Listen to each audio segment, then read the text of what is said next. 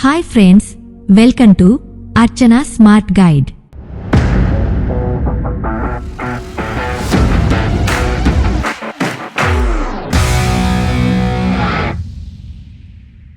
విజయదశమిని ఎందుకు జరుపుకుంటారో తెలుసా? విజయదశమి వచ్చిందంటే దేశమంతా ఒకటే కోలాహలం. ఎందుకంటే దేశంలో విభిన్న ప్రజలు ఉన్నప్పటికీ దసరాను అందరూ కలిసి జరుపుకుంటారు.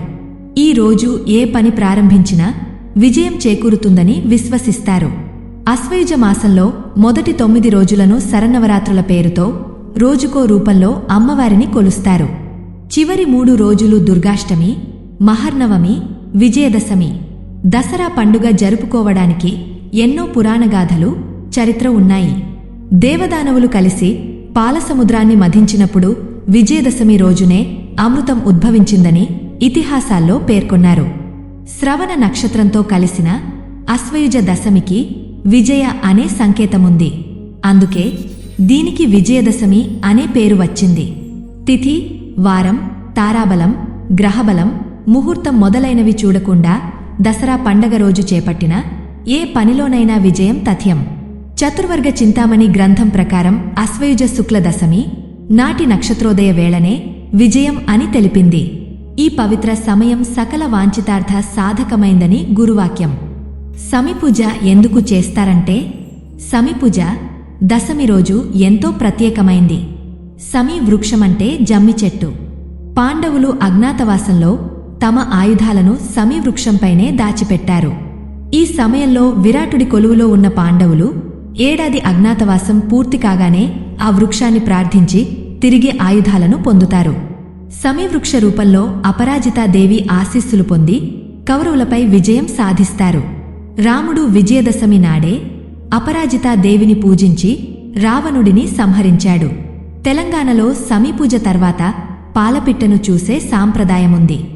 విజయదశమి రోజు సాయంత్రం నక్షత్ర దర్శనం అనంతరం సమీవృక్షం వద్ద అపరాజితాదేవిని పూజిస్తారు. తర్వాత సమీ సమేతే పాపం సమీ శత్రు నివారిణి అర్జునస్య ధనుర్ధారి రామస్య ప్రియదర్శిని అనే ఈ శ్లోకాన్ని స్మరిస్తూ జమ్మి చెట్టుకు ప్రదక్షిణలు చేస్తారు. ఈ శ్లోకం రాసుకున్న చీటీలు ఆ చెట్టు కొమ్మలకు తగిలిస్తారు. ఇలా చేయడం వల్ల అమ్మవారి కృపతో పాటు శనిదోష నివారణ జరుగుతుందని విశ్వసిస్తారు. ఈ రోజే మహిషాసురుని వధించిన దుర్గాదేవి. దుర్గాదేవి మహిషాసురుడితో 9 రాత్రులు యుద్ధం చేసి అతడిని వధించింది.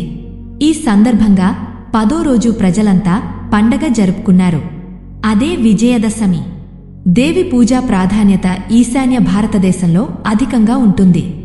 దేవదానవులు పాల సముద్రం మధించినప్పుడు అమృతం జన్మించిన శుభముహూర్తాన్నే విజయదశమిగా పేర్కొన్నారు.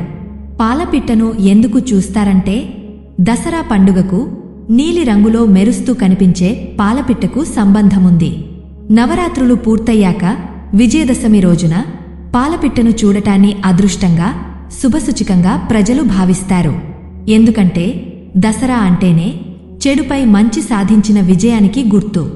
ఇదే రోజు రావణాసురుడిని అంతమొందించిన శ్రీరాముడు యుద్ధంలో ఘన విజయం సాధించాడు. మహిషాసురుడి వధ లాంటి విజయాలకు ప్రతీకగా పాలపిట్టను సూచిస్తారు. ఆ పిట్ట కనిపిస్తే విజయం వరించినట్లే. అందుకే పండుగ నాడు పాలపిట్టను చూస్తే అదృష్టంగా భావించాలని పండితులు చెబుతున్నారు. ఈ వీడియో మీకు నచ్చినట్లయితే లైక్ చేయండి, షేర్ చేయండి. ఇలాంటి మరిన్ని వీడియోస్ కోసం ఛానల్ని సబ్స్క్రైబ్ చేసుకుని బెల్ ఐకాన్ మీద క్లిక్ చేయండి. నెక్స్ట్ వీడియోలో మళ్ళీ కలుద్దాం.